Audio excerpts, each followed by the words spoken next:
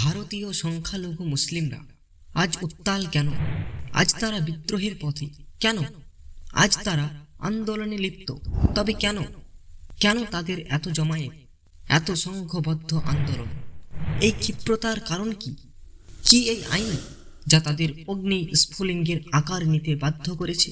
নাকি এই আইনের পিছনেও রয়েছে কোনো জালিয়াতি, কোনো রহস্য? আসুন জেনে নিই এই ভিডিওর মাধ্যমে। ওয়াকফ।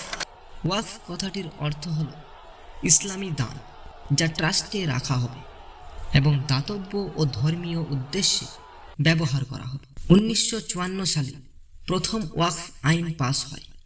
এই আইন 1975 ও 1995 সালে সংশোধন করা হয়েছিল।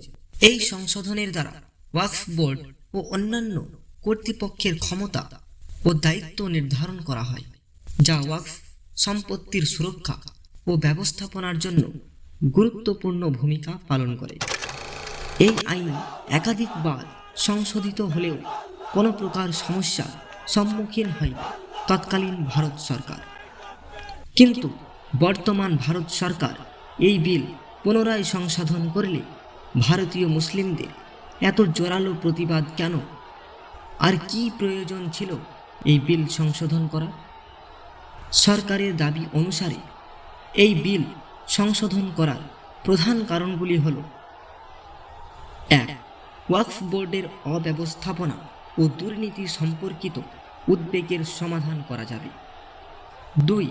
সম্পত্তি নিয়ে বিরোধ হ্রাস পাবে। 3.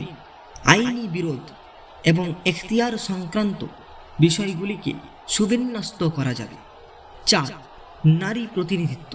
সরকারের দাবি অনুযায়ী এটা নাকি নারী ক্ষমতায়নের দিকে একটা বড় পদক্ষেপ। আর মুসলিমদের এই অসন্তুষ্টির কারণ হল: 1. কোনো সম্পত্তি ওয়াকফ হিসেবে ঘোষণা করার অধিকার ওয়াকফ বোর্ডের হাতে থাকবে না।